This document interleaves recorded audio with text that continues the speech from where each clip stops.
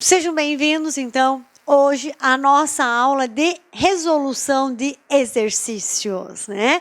Então, nós já finalizamos o conteúdo de sexologia forense. O que nós tínhamos para explorar sobre sexologia forense, nós já exploramos, então, no conteúdo teórico. E como praxe, nós trabalhamos a teoria, apresentamos a teoria, discutimos, analisamos, estudamos ela e logo em seguida nós trabalhamos o quê? Exercícios. Nós trabalhamos o quê? Questões, ok? Para termos a possibilidade de visualizar na prática o conteúdo estudado na teoria. Ou seja, a prática de resolvermos exercício, ela é muito útil e ela é também muito aconselhada. Por quê? Porque cada vez que estamos diante de uma questão, nós estamos relembrando o conteúdo e também estamos o quê? Fixando ele. Então, é uma situação de relembrar e memorizar o conteúdo ao mesmo tempo. Passemos, então, a analisar algumas questões relativas à sexologia forense, ok? Tema da nossa última aula. Primeira questão. Para a sexologia forense, a conjunção carnal é a penetração do pênis em ereção na vagina. Acerca desse tema, assinale a alternativa correta. Ou seja, em relação à conjunção carnal, assinale a alternativa correta. Primeira alternativa. A penetração de um instrumento contundente na vagina, por analogia, sempre deve ser considerado como uma conjunção carnal? Errado, ok? Errado. Conforme nós vimos no nosso primeiro bloco de aulas, conjunção carnal refere-se à introdução do pênis na vagina, ok? Ou seja, prescinde de um relacionamento heterossexual. Preciso ter um pênis de verdade introduzido em uma vagina de verdade. Sendo assim, a introdução do instrumento contundente na vagina não caracteriza conjunção carnal. Pode sim caracterizar o quê? Ato libidinoso. É um ato libidinoso, mas não conjunção carnal. Então, a letra A não é a letra correta, tá? Então, nós não vamos marcar essa alternativa como sendo a alternativa correta. A letra B. Conceitualmente, coito vestibular é o mesmo que conjunção carnal. Perfeito, ok? Essa é a nossa resposta correta. Quando nós trabalhamos conjunção carnal, nós não falamos simplesmente que conjunção carnal é a introdução do pênis com a vagina. Nós falamos o quê? Que conjunção carnal representa a introdução completa ou incompleta do pênis na vagina.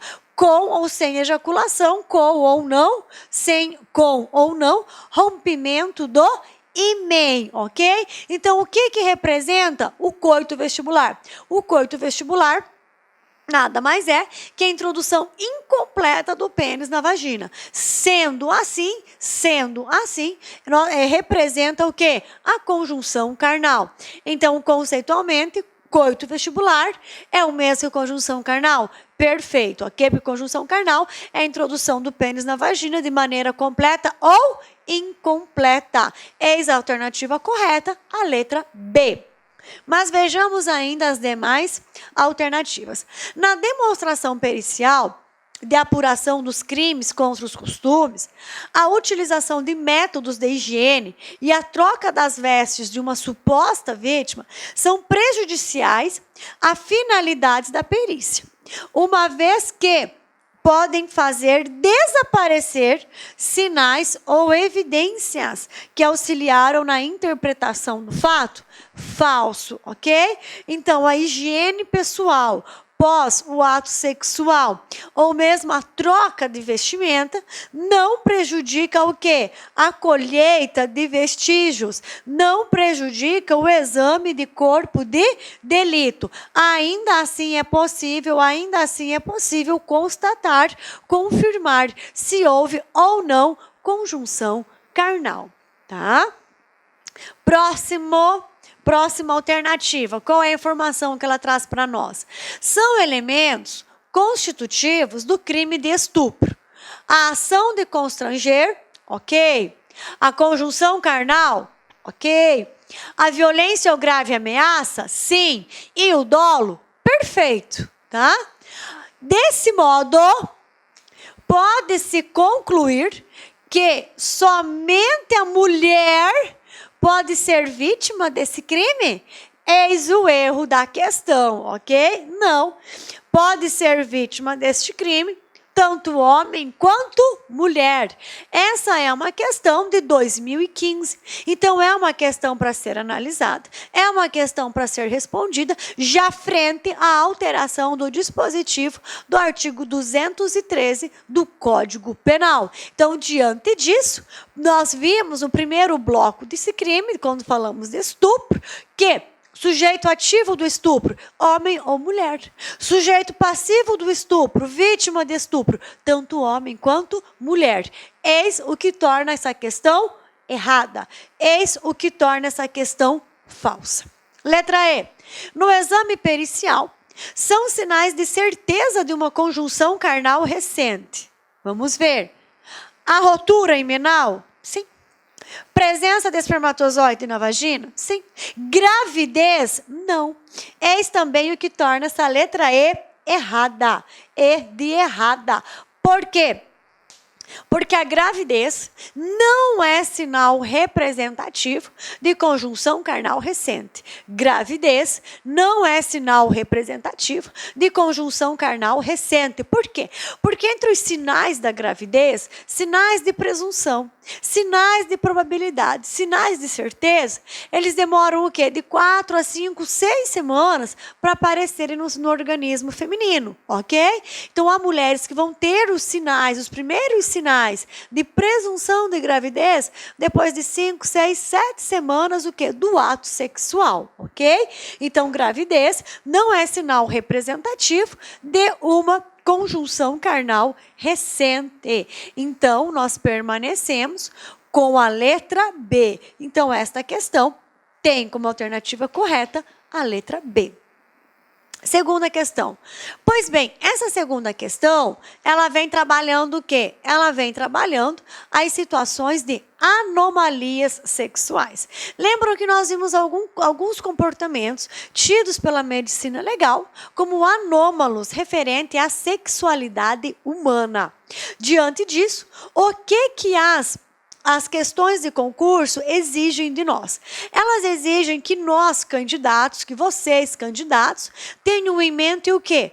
O comportamento sexual anômalo e qual é a denominação deste comportamento. Então, as provas de concurso, o que elas fazem? Elas descrevem o comportamento anômalo e exigem que você o caracterize. Então, tem a descrição do comportamento, tá? E o nome deste comportamento, tá? Então, você precisa o quê? Identificar o comportamento descrito com a nomenclatura aqui abaixo, tá? Por exemplo, nós temos que associar o quê? Atração sexual por cadáver, desejo de fazer sexo com cadáver. Esse comportamento anômalo denomina-se o quê? Necrofilia. O desejo que os homens têm por mulheres que não cultivam a higiene, esse comportamento anômalo configura-se ou é denominado por hiprofalia, ok? Hiparofalia, né? E assim sucessivamente. O desejo sexual por crianças, este comportamento anômalo é denominado pedofilia, tá bom? É o comportamento das pessoas que gostam de ouvir vocabulário adulto durante o ato sexual, cropolalia, ok? Então, as questões de concurso, elas vão definir o comportamento e vão exigir o quê? Vão exigir que você dê a denominação correta, a nomenclatura correta para este comportamento. Vejamos então essa questão. Ó, a fricção, que é o ato de esfregar, por parte do homem, de seu pênis contra as nádegas ou corpo de uma mulher completamente vestida, a fim de atingir o orgasmo. Caracteriza, ou seja, este comportamento, ele caracteriza o quê? Ele caracteriza o quê? O froteurismo, ok? Aqui você já tem que vir direto, tá? É necessário que você leia o comportamento, já diretamente você identifique a conduta, tá? Ou seja, este comportamento não corresponde à clismafilia, não corresponde à riparofilia, não corresponde à algolagnia, não corresponde à estigmatofilia, nem tampouco corresponde a qualquer outra situação que não o froteurismo, ok? Então, froteurismo, tá? A questão vai descrever a conduta e vai exigir o quê? Que você identifique qual é o nome conhecido desta conduta. O caso dessa situação aqui, de pessoas que gostam de se esfregar, né, em outras pessoas ainda vestidas, é o ato de froteurismo. Então, a letra correta desta questão é a letra D, ok? Próxima questão. No que concerne a sexologia forense, julgue o item que segue. Na análise de crime de infanticídio, tá? Basta que a pericianda esteja no período puerperal para que se configure este estado? Não, errada, ok? Errada. Tá? Para que se configure o crime de infanticídio, é necessário o quê? São necessário que, primeiro, que a pericianda ela seja a mãe da criança. Que ela pratique esse crime sob influência do estado puerperal, mas durante ou logo após o parto. Durante ou logo após o parto, ok? Então, não basta que ela esteja no estado puerperal para configurar o infanticídio, tá? É necessário o quê? Que essa pericianda seja mãe e que tenha praticado este crime durante ou logo após o parto, ok? Logo após o parto ou durante o parto. Então, toda vez que nós lemos em uma questão, basta, somente, apenas, devemos abrir os olhos, tá? Devemos abrir os olhos, porque podem nos induzir a erro. Então, essa assertiva, ela está errada. Próximo. São sinais doutrinários em medicina legal de que houve conjunção carnal com uma mulher, que evidenciava ímen não complacente e roto, exceto. Ou seja, quando nós temos esse exceto na questão, significa o quê? Significa que das cinco alternativas, 4 estarão corretas e uma estará o quê? Incorreta. Então, para não errarmos, é aconselhável que respondamos essas questões apontando V ou F, tá ok? Apontando V ou F. Ou seja, nós temos que ter uma questão falsa e 4 verdadeiras. Vamos lá? Passemos à leitura, então. Então, são sinais doutrinários em medicina legal de que houve conjunção carnal com uma mulher que não apresenta ímen complacente. Vamos lá. A presença de entalhes no ímen está aqui, falsa. Tá? A presença de entalhes no ímen não representa o quê? A presença de conjunção carnal. Tá? A presença de entalhes no ímen não representa a presença de conjunção carnal, tá? Gravidez sim, gravidez representa a presença de conjunção carnal. Presença de esperma na vagina ou canal vaginal, claro, representa também o quê? Conjunção carnal, realização de conjunção carnal. Presença de fosfatase ácida acima de 300 UK por ml no canal vaginal, beleza, isso aqui também representa conjunção carnal. Presença de glicoproteína P30 no canal vaginal. Beleza. Representa também o quê? Presença de conjunção carnal. Então, olha só. Essa questão é muito interessante nós trabalharmos o seguinte. Presença de glicoproteína P30 ou presença de fosfatase ácida acima de 300 UK/ml no canal vaginal, nós sempre vamos encontrar diante de qual agressor? Diante daquele indivíduo vasectomizado, ok? Por vezes ele é vasectomizado, então pode ser que ele não deixe depositado esperma, né, no órgão sexual feminino, mas ele vai vai deixar ali que vai ser possível encontrar o quê? A proteína, o líquido, perdão, o líquido prostático, ok? Então, esse líquido prostático indica o quê? Indica a presença de conjunção carnal, ok? Vamos lá para mais uma questão, olha só. Uma mulher comparece ao IML, alegando que, sob a ameaça de um revólver, foi obrigada a manter conjunção carnal com um desconhecido. O exame pericial não apurou vestígios de violência física. O exame ginecológico apurou a presença de carúnculas multiformes. Carúnculas multiformes, tá? Só tem quem? Mulher não virgem. Não virgem, ok? O exame laboratorial da secreção vaginal colhida não revelou a presença de espermatozoides. E dosagem fosfatática ácida estava elevada. Olha, aquilo que nós acabamos de falar. Não revelou o quê? A presença de espermatozoide, ok? Mas revelou o quê?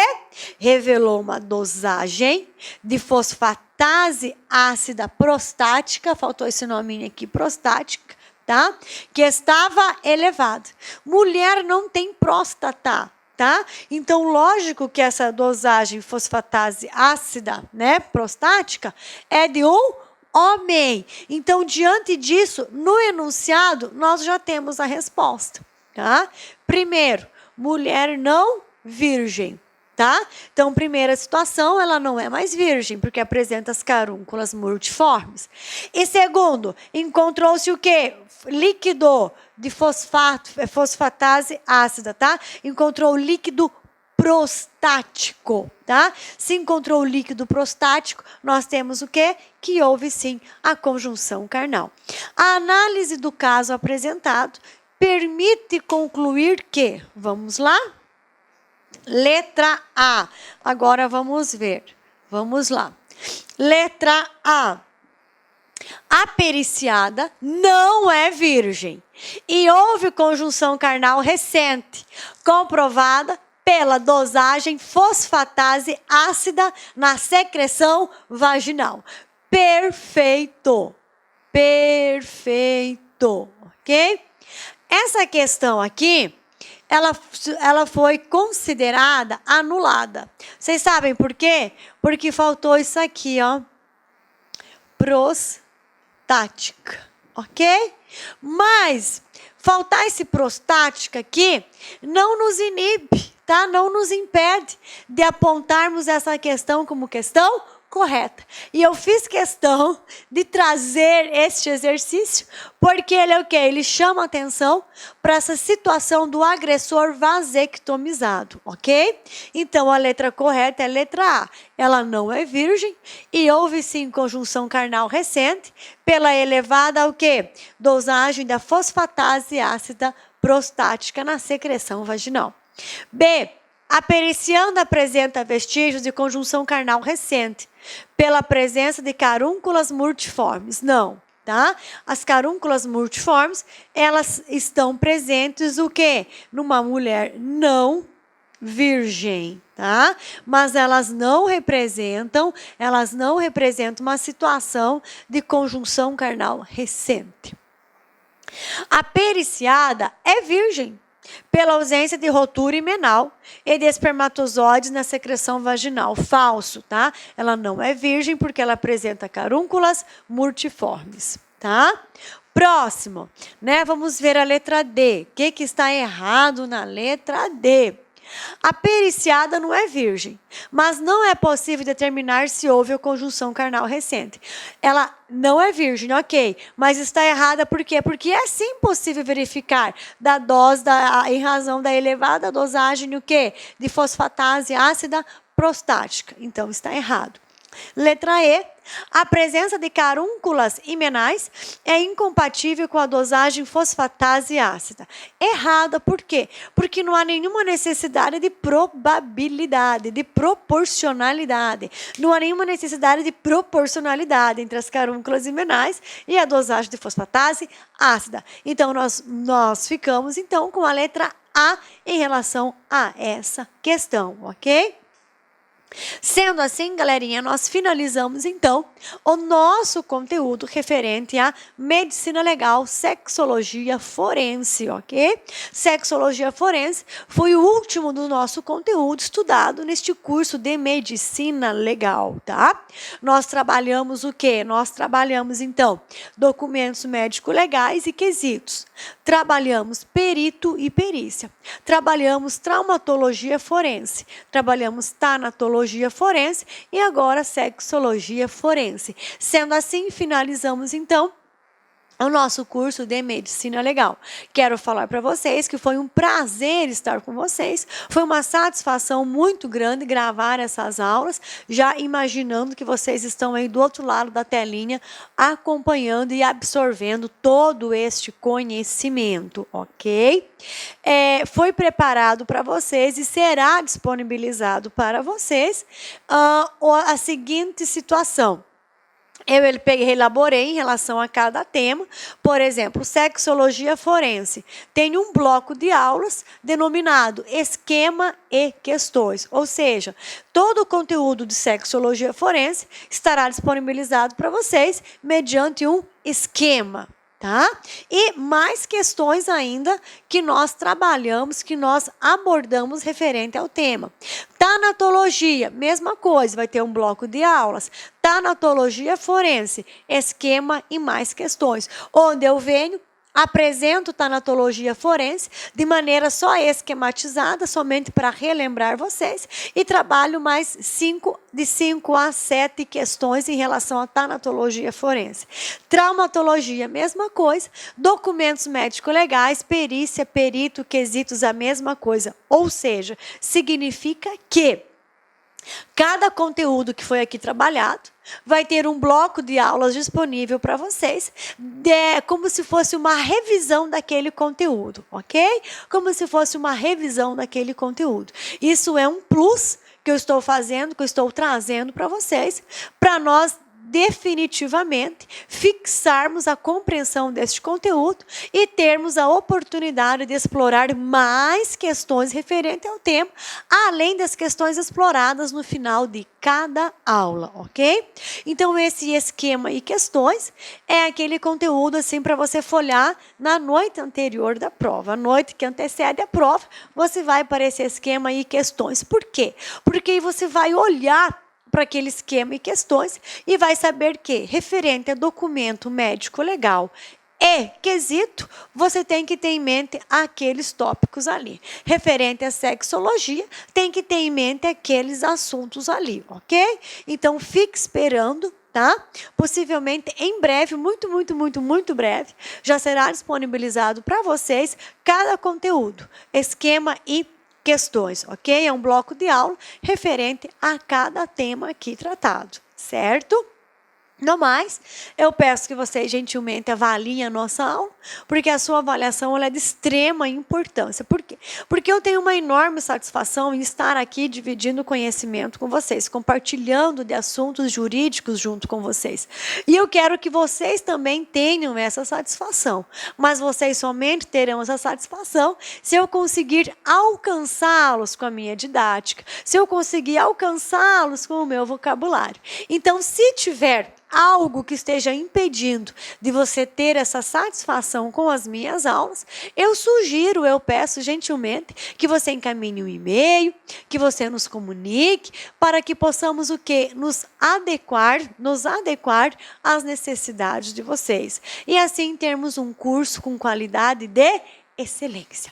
No mais uma vez eu digo, quero reprisar aqui, foi uma satisfação enorme tê-los comigo durante a gravação deste curso de Medicina Legal. Lhes desejo boa sorte, lhes desejo boa prova e estou torcendo aqui pelo sucesso de vocês. Não só referente à disciplina de Medicina Legal, referente a todas as demais disciplinas que vocês estão bem se preparando. Conhecimento vocês têm e capacidade não falta a vocês. Por isso, boa prova. Mais uma vez, foi muito bom tê-los comigo e nós ainda vamos nos encontrar nos blocos referente aos conteúdos já estudados, esquema e questões. Então, até o próximo encontro, boa prova, bons estudos e até mais. Clique lá aqui.